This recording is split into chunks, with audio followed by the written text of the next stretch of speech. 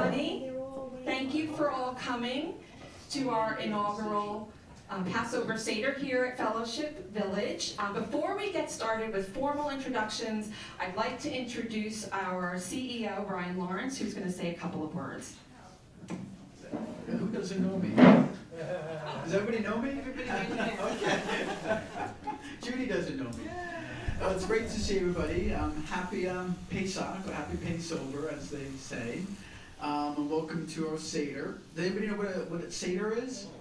No. So Seder means order. And these wonderful people here, Judy and Laura, one of our residents, Pastor Dave and Jen, I'm going to help lead you through the Seder. And Seder means order because there's an order to it. Using a book called a Haggadah. Did I pronounce it right? Haggadah, thank you. I always get it wrong. There's an order to it, and there's different parts that have to go in order of the Seder, which you guys were participating in. So that's what that means, and Passover kind of reflects on both good and joyful times and also sad times as well. And you'll be hearing and learning all about that during the Seder. Kind of like this past year we've all lived through, both good and bad times. So we can all relate. Anyway, enjoy the Seder and enjoy the meal following. Thank you. Thank you. Thank you, Brian. So, to Brian's point, I'm just going to point out a few things on your table, then we'll do a formal introduction of your Seder leaders, and then we'll get started. Now, just to let you all know, I think you know this program will last about an hour, and then food will promptly be on the table, because even at our own family Seders, as we sit down to retell the story of Passover, we're all waiting and waiting and waiting for it to be over so that we can eat. So I don't expect this to be any different for any of you tonight. So I appreciate all your patience, and I completely identify with your thoughts about wanting dinner. On your table, each one of you, because we're trying to be as COVID safe as possible, we left you individual servings of the Seder plate that you will actually partake in during the program. So you all have your own individual servings of those items. You also, to the left of your plate, have a folded napkin that should have 3 pieces of matzah. You'll be using those as well. And the program that was on your chair is called the Haggadah, and that is the program that we're going to read along with tonight. And lastly, in the center of your table is an example of a Seder plate. Again, being COVID safe, we opted not to put any of the foods on the communal plate in the center and give you all your individual servings. But you can see this beautiful Seder plate set up for our Passover Seder here at the front. And this plate was donated to be used tonight by our resident Seder leader, Laura Kobernick, who also donated our beautiful matzah plate here for our table up here, and her matzah cover, which is quite beautiful. I'm just going to hold it up.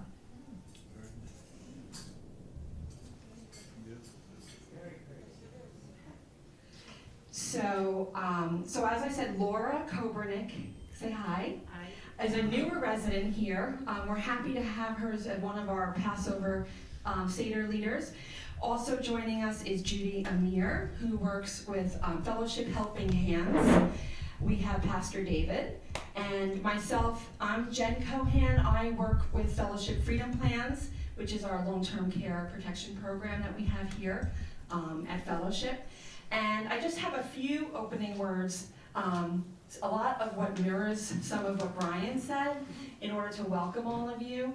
But the purpose of tonight and all Seders is to sort of reenact and tell the story of the Jews' exodus from Egypt. And there is a sobering reality today, and that we are still very much enslaved by certain things such as COVID-19, which kind of maintains its hold on our physical freedom. What we hear on the nightly news, the discord, lack of trust among people, that threatens kind of our mental well-being and our emotional well-being. And of course, I think we all can identify with this, the absence of our family, community, and social connection during the last year It's definitely taken its toll spiritually, I think, for all of us. And I point that out because the plagues that we speak of tonight that devastated the Egyptian people, we too, we have our own contemporary equivalents to those plagues. Things like the pandemic, hunger, domestic violence, climate destruction. So we have a lot of things that we can kind of draw parallels today to what we've been sort of told as Jewish people to continue the story year after year. It is the only Jewish holiday that is celebrated in the home, only, around the dinner table. And so the holiday urges us to kind of remember the correlation of the past and how it relates to us to the present. And that Judaism tells us to speak of all of the historical stories that we're going to tell today, and we have to have a commitment to share those with the younger generation, with the community at large, and not surprisingly, as you do it year after year, you kind of feel sort of this urgency to remember who we are and where we came from, and where are we going. So in that vein, my hope for all of you as we celebrate the holidays this month, Easter, Passover, I understand Ramadan is coming up as well, that I wish all of you a meaningful, fulfilling, sweet, and liberating holiday. So without further ado, I'm going to turn it over to David, who's going to get started. So we're going to start at the top of the page of your Haggadah with the opening prayer. It is my pleasure to be with you tonight and offer this opportunity for us to gather. And will you join me now in our opening prayer? May all who are enslaved throughout the world come to know freedom. May all who are free appreciate the blessings of abundance. And may all of us dwell in the house of God and give thanks for our good fortune as we celebrate these rituals of Passover. Okay, I will.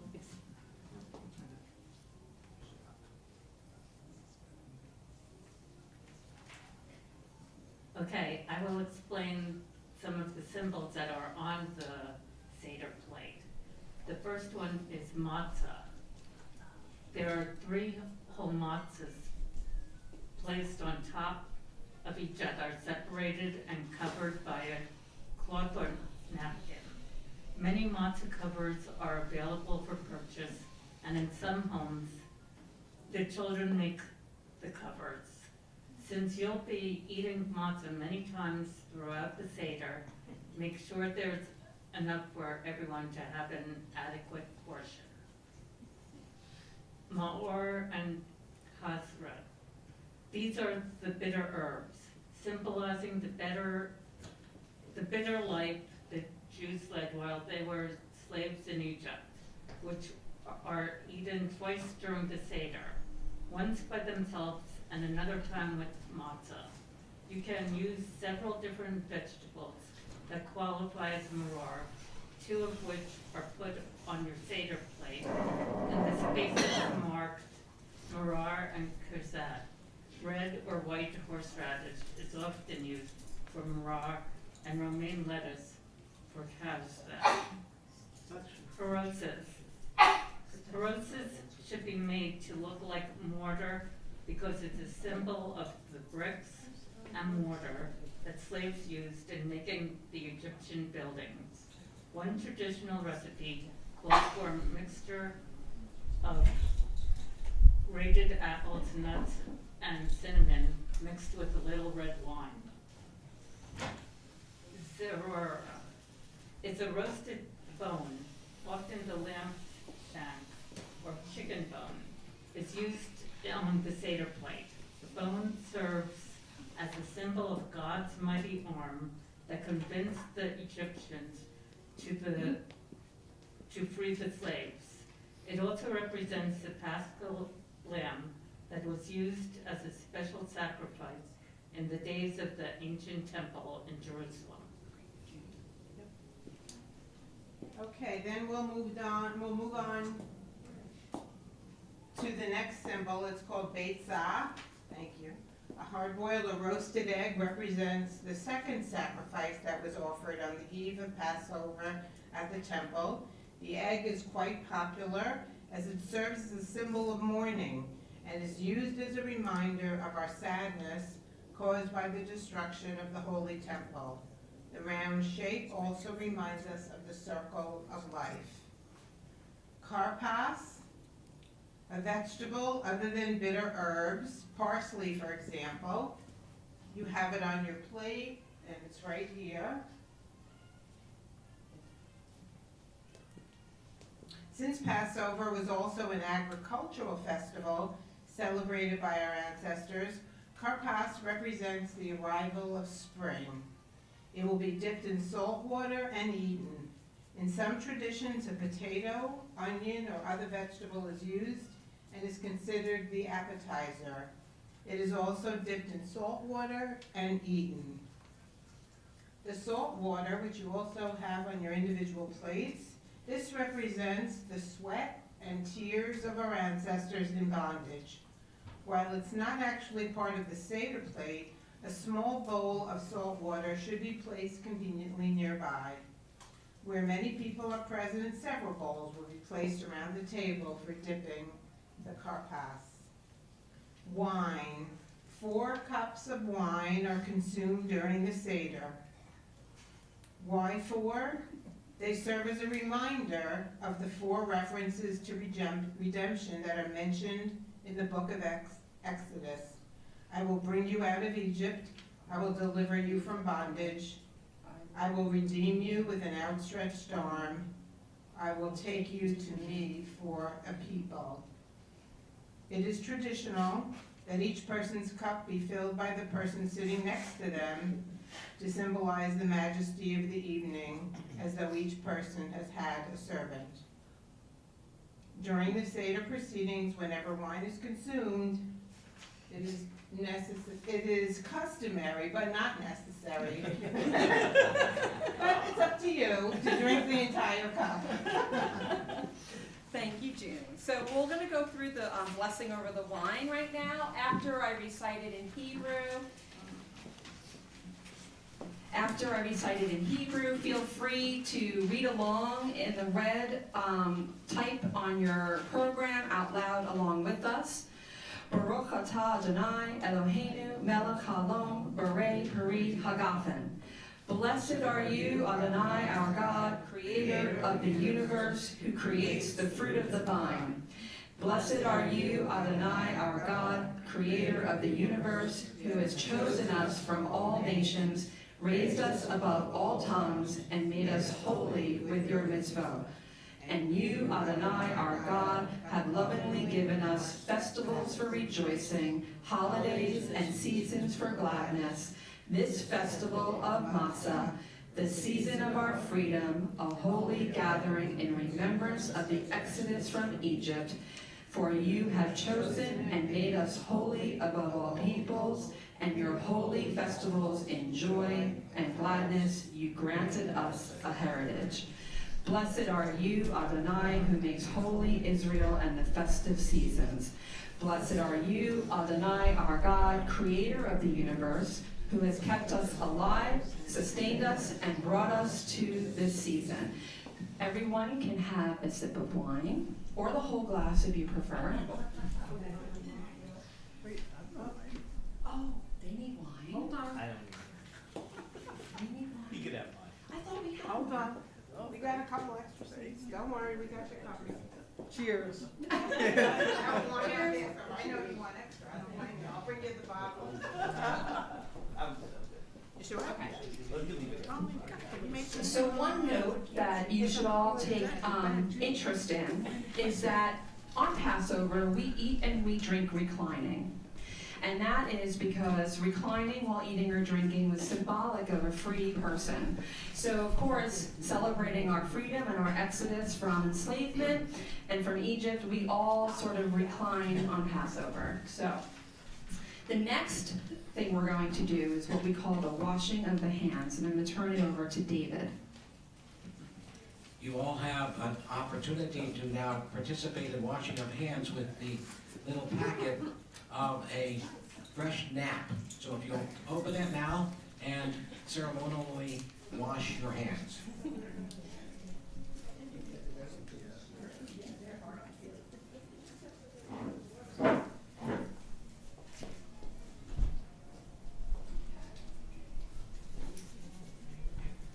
See, we're very COVID friendly here.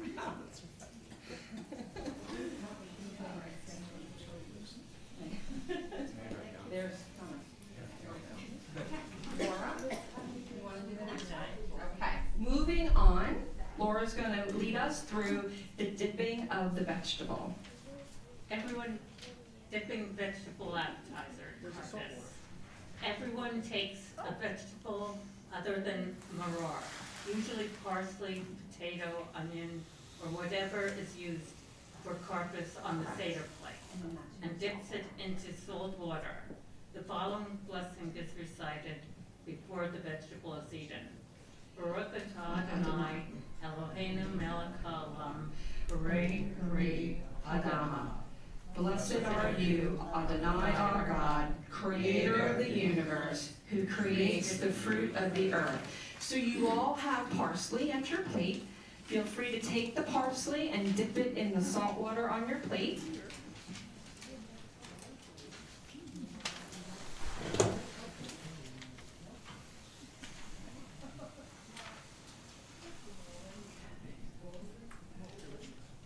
Okay.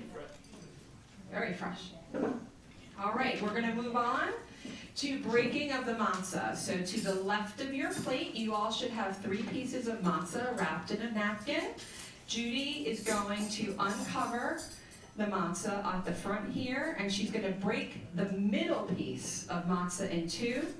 She places the smaller part back between the whole matzah and wraps up the larger part in a cloth or napkin, later to be used as something we call an afikomen. So at this point, in your home, when there's children present, the leader of the Seder takes the smaller piece called the afikomen, wraps it in a special napkin and hides it.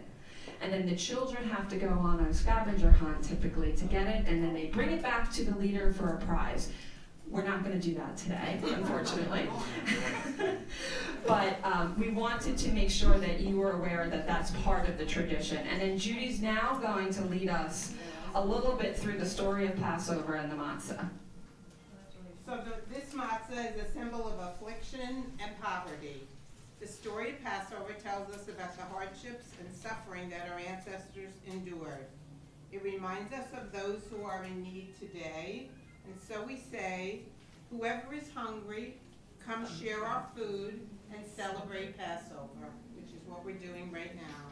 To those who are poor or oppressed, we pray for them and hope that the coming year will bring a better life for all.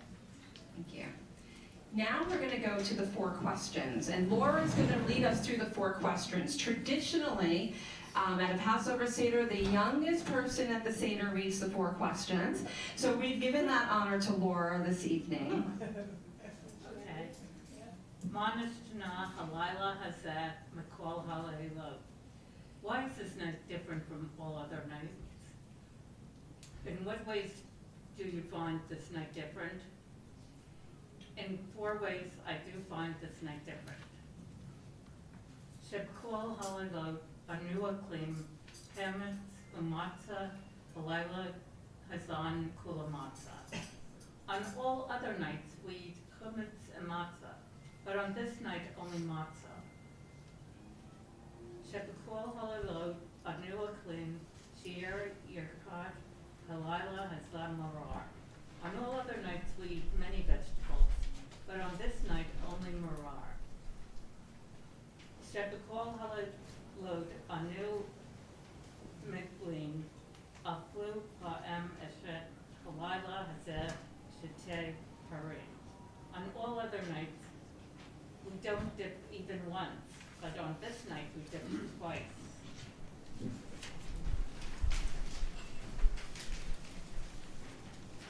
Shebekol halayla anu aklim again yeshivin uven Misupin, Lila Hazek, Kula, Misipin. On all other nights, we eat either sitting up or reclining, but on this night, we all recline. And you can put your elbows on and lean. Lean back and enjoy. So we're going to answer the questions. The 4 questions are, in fact, not 4 questions at all. They are 4 statements that clarify the main question of the Seder. Why is this night different from all other nights? This night is different from all other nights because on this night we tell the story of Passover as inscribed in the book of Exodus. This night is also different because we participate in rituals that have been observed at Passover Seders for centuries by our Jewish ancestors. We remind ourselves every year at this time that we were slaves to Pharaoh in Egypt, and God took us out with a mighty hand and an outstretched arm. If God had not liberated our ancestors from Egyptian slavery, then we and our children and our children's children might still be slaves in the land of Egypt. Even if we know the story well and have told it many times, it is essential to be reminded of the details so we don't forget. By recognizing the oppression of our enslaved ancestors, we gain appreciation of the freedom we enjoy today. As we participate in the rituals of the Seder, we should not only make sure the story of Passover is told and the significance of each component of the Seder is explained, but we should also engage the children in the proceedings. The children are encouraged to ask questions regarding the rituals of the evening. If they don't, the elders take on the role of teacher and explain using language appropriate to each child's ability to understand. We're going to go through the 4 questions, and we're going to start with David. The 4 children, the wise, wicked, simple, and too young to ask. Most of us have shown such qualities of the 4 children in our lives at one time or another. Because we all learn in different ways and at our own pace when sharing the meaning of Passover with children, it's important to approach them in a way that best suits their ever-evolving personalities and abilities to learn. The wise child. The wise or studious child likes to study and analyze the details. Give this child the tools to discover the meaning of Passover on their own and explain to them why it's important to retell the story of Exodus each year. The wicked child, and I didn't get this part by accident. The wicked or rebellious child probably wants little to do with Passover, and they exclude themselves from getting involved. A typical response can be, "What's this got to do with me?" Explain that Passover is a celebration of the freedom we all enjoy. Since this child usually lacks empathy, ask questions that get them involved, like, how would it feel to you if you were a slave and freed by God? The simple child. For a simple child who is easily overwhelmed, give a simple explanation. Don't confuse them with the details. Instead, tell them the basic facts of the story and explain the general meaning of Passover in terms they can understand. The child too young to ask. Maybe they're too young to form a question or unable to ask one because they simply don't understand. Perhaps this child may be an adult that lacks the capacity that they speak or lives with some other disability. Treat them with love, understanding, and patience, and explain the meaning of Passover in terms that they can relate to. Try telling stories or singing songs and making it a festive time.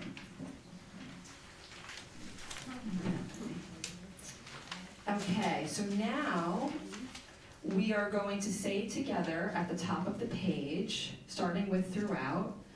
Throughout the ages we have endured, for not only has one risen against us to annihilate us, but in every generation they rise against us to annihilate us. But Adonai, the Holy One of blessing, rescues us from their hand. Okay, so now we're going to have David talk a little bit about the story of Passover.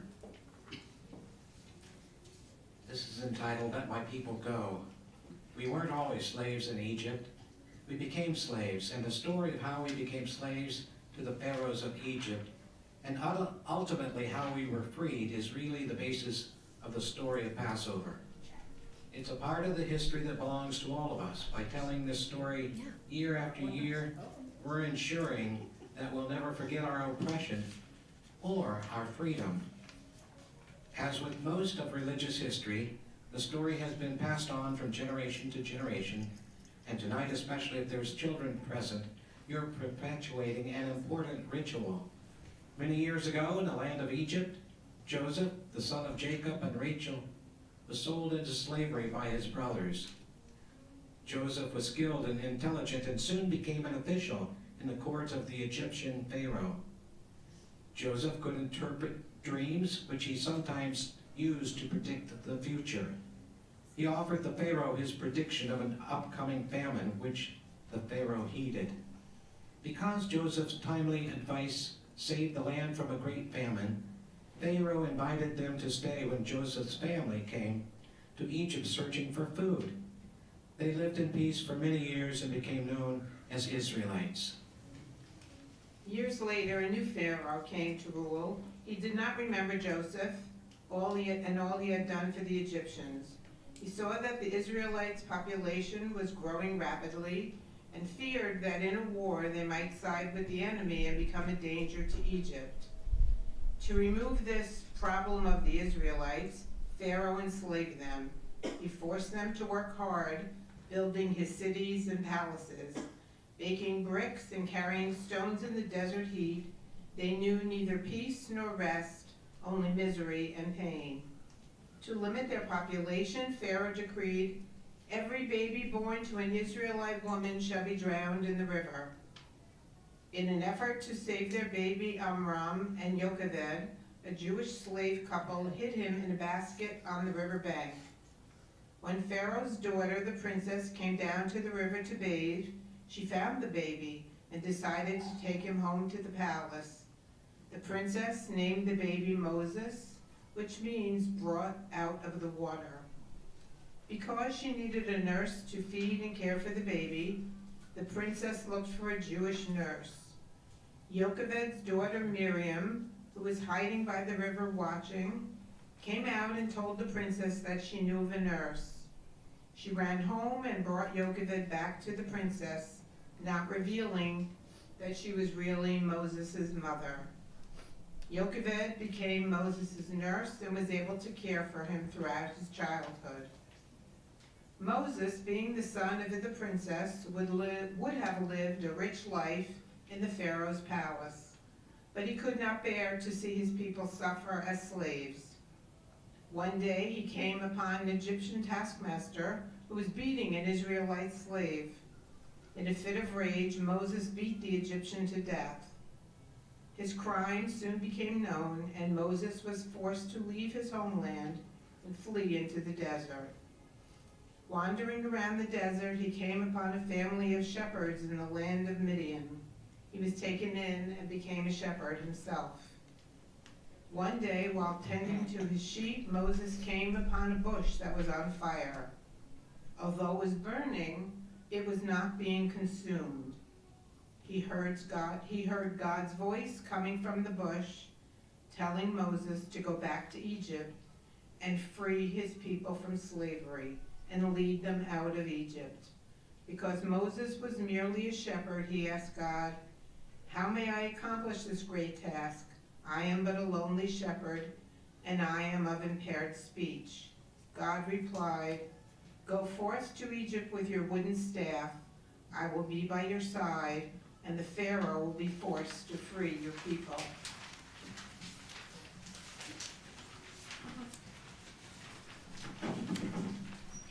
Moses returned to Egypt and went to see the Pharaoh with his brother Aaron as his spokesperson. "Let my people go," Moses demanded. But Pharaoh had a hardened heart and refused. Through Moses, God brought forth 10 plagues on the people of Egypt. The plagues at first amused the Pharaoh, but soon frightened him.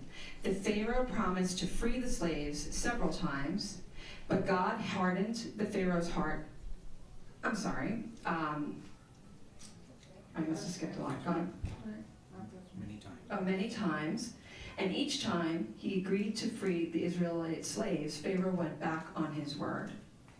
After the 9th plague, God said to Moses, I will bring one more plague upon Pharaoh and upon Egypt. Toward midnight I will go forth among the Egyptians, and every firstborn in the land of Egypt shall die, from the firstborn of Pharaoh, who sits on his throne, to the firstborn of the slave girl, who is behind the millstones, and all the firstborn of the cattle. And there shall be a loud cry in all the land of Egypt, such as never been or will ever be heard again. God then instructed Moses to tell his people to take a lamb from among their flocks and sacrifice it at twilight, taking some of the blood to paint a mark on the 2 doorposts and lintel of their homes. Moses was further instructed by God to have his people roast the lamb over a fire and eat it with unleavened bread and with bitter herbs that same night.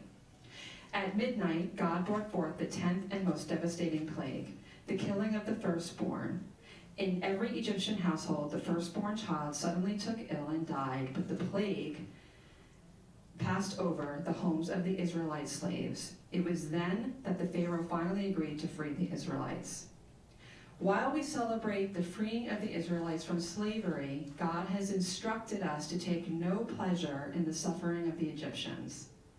To commemorate their suffering, each person dips their little finger into their wine and places a drop on their plate as we recite the 10 plagues that God brought down upon the Egyptians. So at this point, if you're comfortable, you can pantomime this, or you can dip your pinky into your red wine and make a dot on your plate after we recite each of the 10 plagues. Blood, frogs, lice, wild beasts, cattle plague, boils, hail, locusts, darkness, and killing of the firstborn.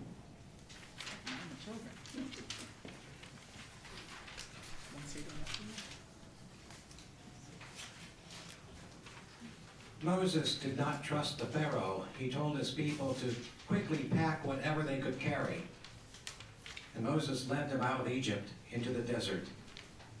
With no time to bake their bread, the people carried their kneading bowls and their dough. Wrapped in cloaks upon their shoulders, once free and in the desert, they baked the dough on the hot rocks into matzah. But once again the Pharaoh changed his mind and sent his soldiers to capture the Israelites. And as Pharaoh's army caught up with the Israelites at the Red Sea, God told Moses to hold up his wooden staff. Suddenly a huge wind came up and the Red Sea parted, allowing the freed slaves to pass. Once all of the Israelites were safely across, Moses again held up his staff, and the waters closed upon the Pharaoh's soldiers, killing all of them. Finally, the Israelites were truly free.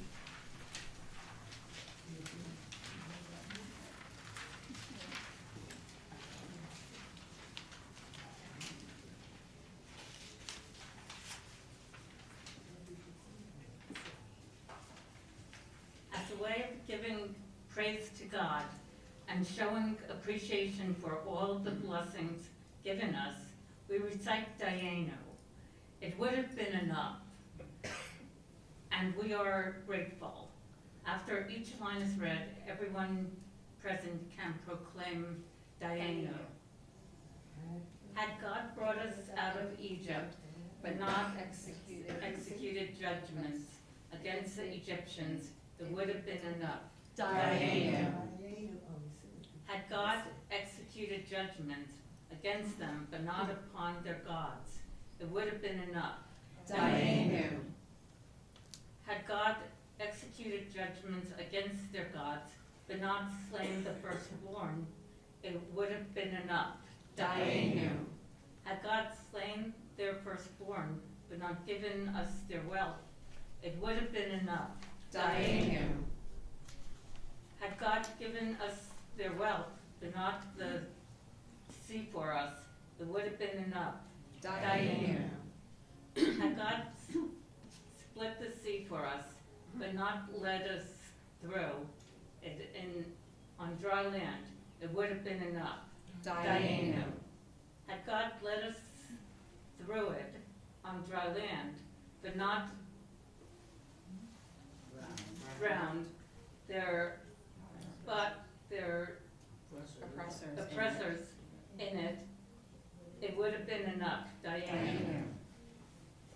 Had God, Drowned. I'm having trouble with the sun here. I know, I was too. Want to move over? Yeah, I was also.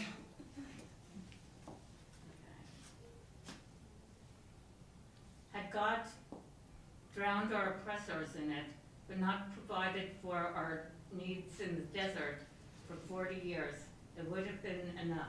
Dayenu. Had God provided for our needs in the desert for 40 years, but not fed us the manna, it would have been enough. Dayenu. Had God fed us the manna, but not given us the Sabbath, it would have been enough. Dayenu. Had God given us the Sabbath, but not brought us to Mount Sinai, it would have been enough. Dayenu.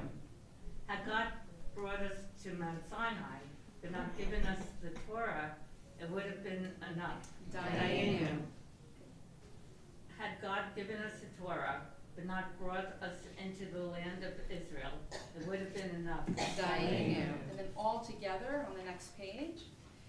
Thank you, God, for all the favors you have bestowed upon us. You led us out of Egypt, slavery, and oppression.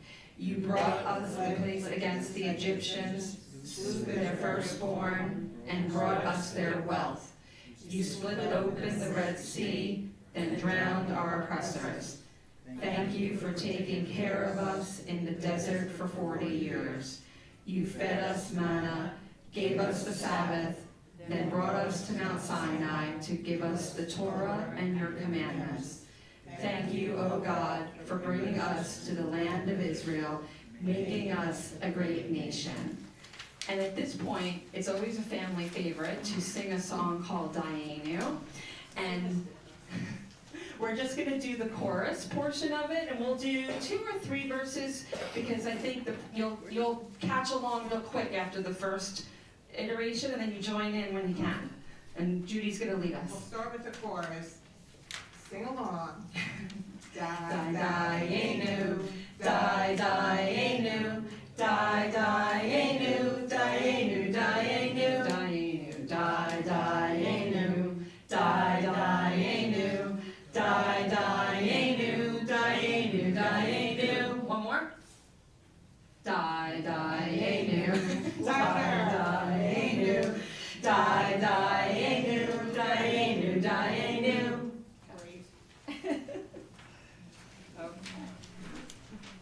Okay. So we are going to raise our glasses of wine, and you're going to read along with me in the red text. We join together to glorify and bless God for bringing us out of slavery and bondage, for granting us our freedom, and for turning our sorrow into joy. We give thanks to God for helping us reach this night so that we may carry out the rituals of the Seder, eating the offerings and symbolic sacrifices while singing praise for our redemption and freedom. Baruch atah Adonai Eloheinu melech haolam borei peri hagafen. Blessed are you, Adonai our God, creator of the universe, who creates the fruit of the vine. And you may drink your second cup of wine.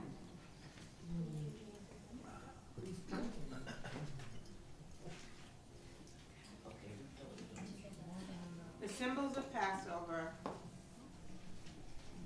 One of Judaism's greatest scholars, Rabbi Gamliel, decreed that the Seder is not complete unless we explain the meaning of the 3 main symbols of Pesach, matzah and maror. This is the roasted shank bone.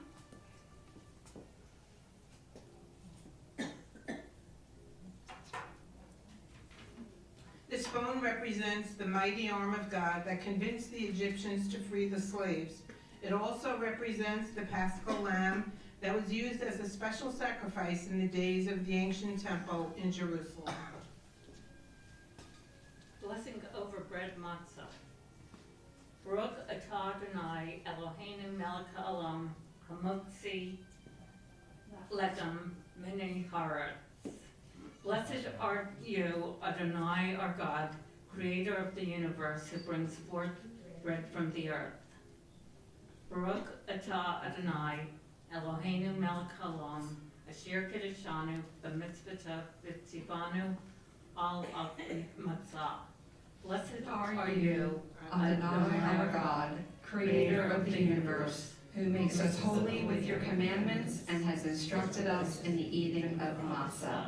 So at this point, with your matzah at your plate, you can each take a piece of the 2 top pieces of the matzah, and then you can recite along with Laura. We now take this matzah, for not only it is commanded in the Torah by God, 7 days you shall eat unleavened bread, but this matzah also symbolizes the unleavened bread our ancestors ate while in the desert, and in their great haste while fleeing Egypt.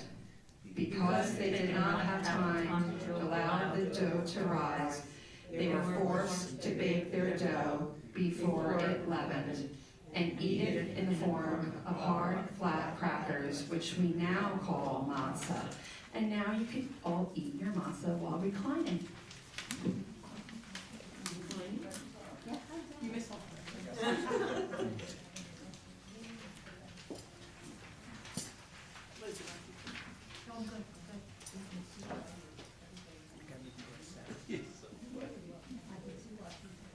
The blessing over the bitter herb.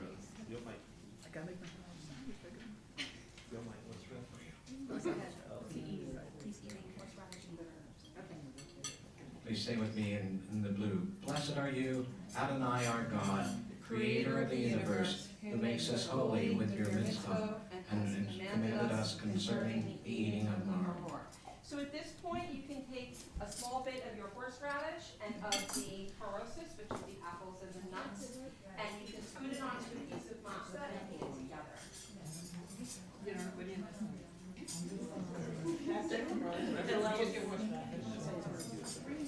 They look similar, right?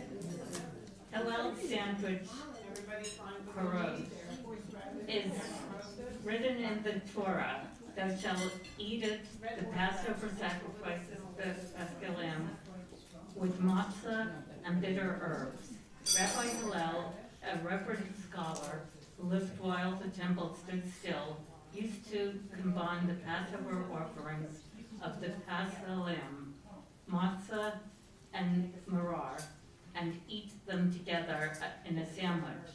Since we no longer have a Paschal lamb at our Seder table, we now use matzah, maror, and harosis to make the sandwich.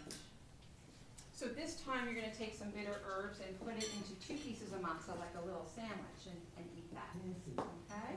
The bottom matzah is now taken, and we raise a sandwich of matzah, maror, and harosis. Harosis is a second bitter herb. It's often used here as a maror. It is acceptable to use both bitter herbs and to use as much harosis as you like, as long as the bitter taste is present. Eat the sandwich. I'll just give you all a moment to make your sandwiches and eat them, and then we'll wash it down with more wine. Imagine that.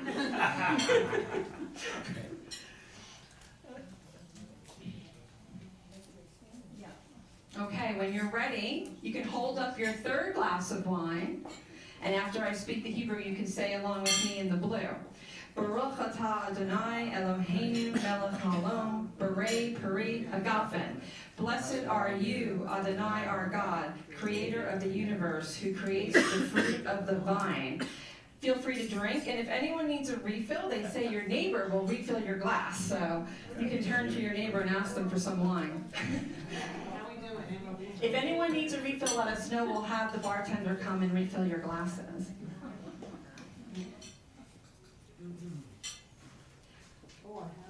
Okay. How are we all doing? We're getting close to dinner, I promise.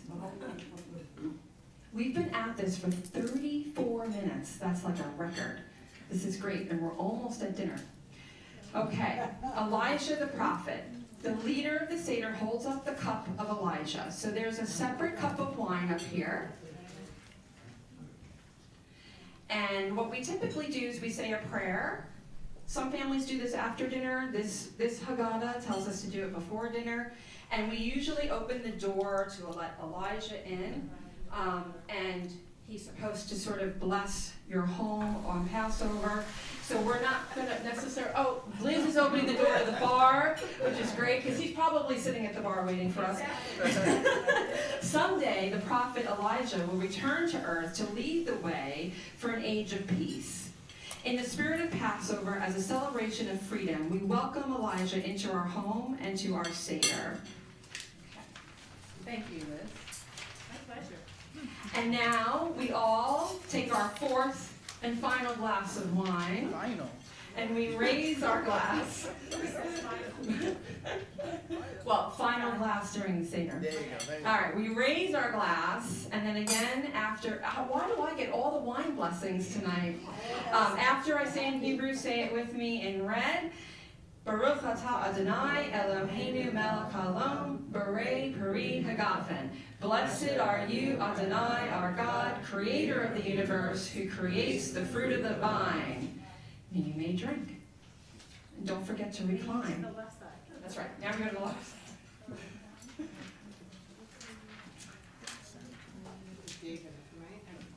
David's going to close with the prayer at the bottom. All right. All Jews are invited to one day return to the promised land of Israel and celebrate Passover as our ancestors did. It is the desire and hope of many Jews to someday make that journey and make Seder in Jerusalem. But it is in this spirit that all present together say, Lashana haba beYerushalayim. Next year in Jerusalem. and now the Passover feast begins. That's right. So that actually concludes our Seder. Very nice, guys. And dinner shall be served shortly. So thank you all for coming. I hope you enjoyed.